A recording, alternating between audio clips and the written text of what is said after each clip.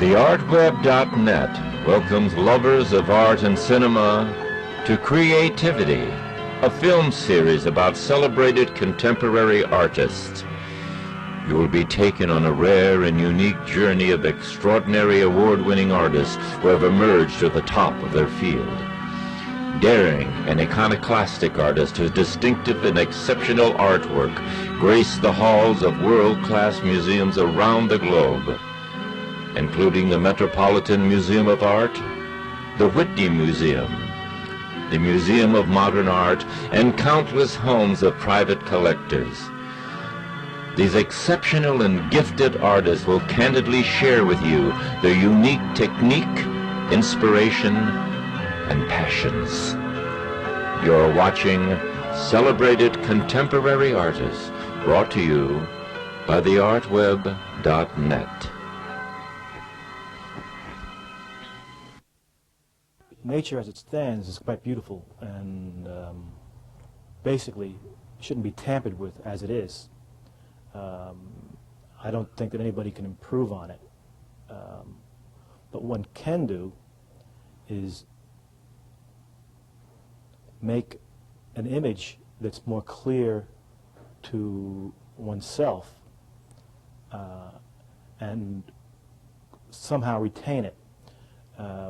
Nature's, to me, is in constant movement, and in many ways that's when I do paint and I do try to balance a painting, I deal with a lot with movement, but the finished painting I feel should be somewhat static as well, to give it some tension.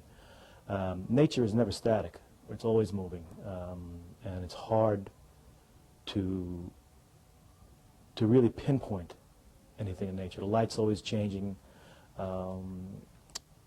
things are always moving, the air is always moving, the planet's running through space at many thousands of miles per hour, from what we understand. A painting physically can't do that, nor should it.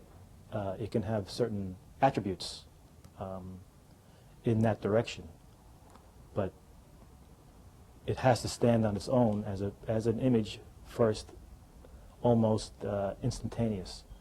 Then one can analyze it in terms of some of its abstract properties, as well as some of its properties which are I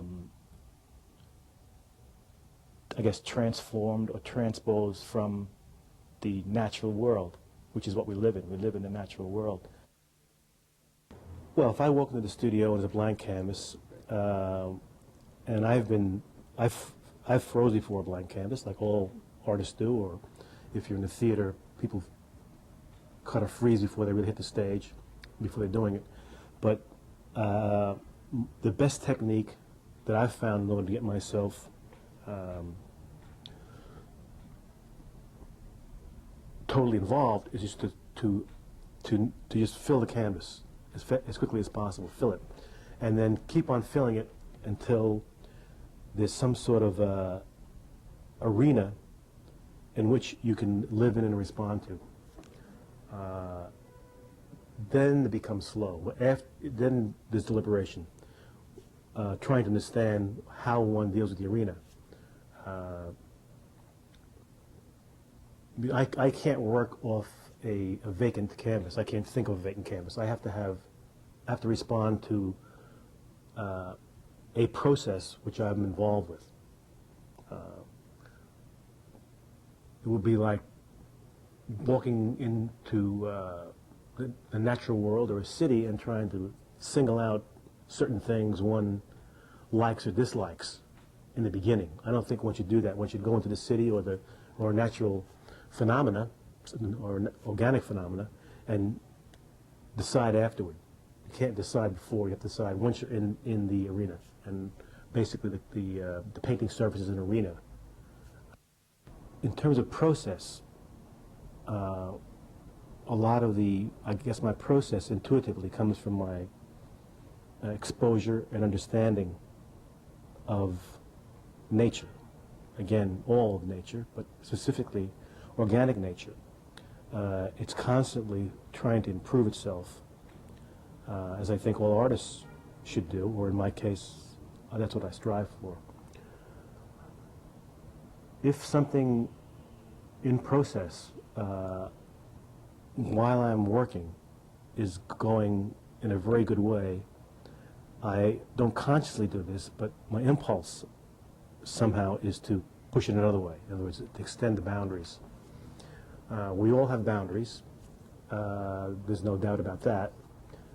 We're all going to eventually find some sort of direction or form to follow. But in my case, I think it helps me to push the boundaries. If one thing is going well, if I make one painting one way, use a certain palette, use a certain type of,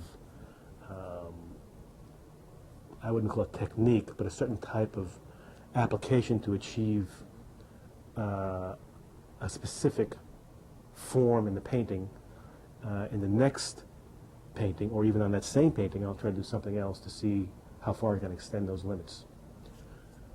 Whether this is productive or not, I really don't know, but it just seems to work for me in the long run. Inspiration for me is out of the studio. I try not to bring that into the studio. You get inspired, things kind of come into your system, and you're elated somehow. And they feed into your system, and they stay there. We're elated by a lot of things that don't necessarily have to be a part of our artistic endeavor, and yet they can.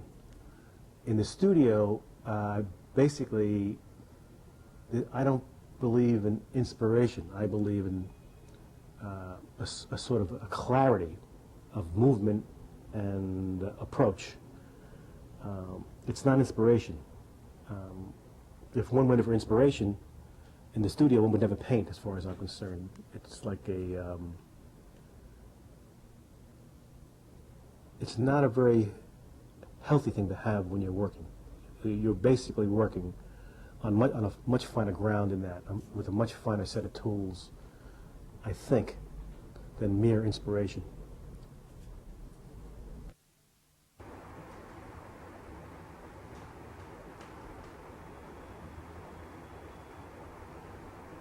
I'm not trying to communicate a definite set of circumstances. I think what I do is work within what is called visual language, which is a language that predates the written word and goes back to, I guess, when man first made the first scratch on a rock or on a side of a cave or whatever he made the first mark on.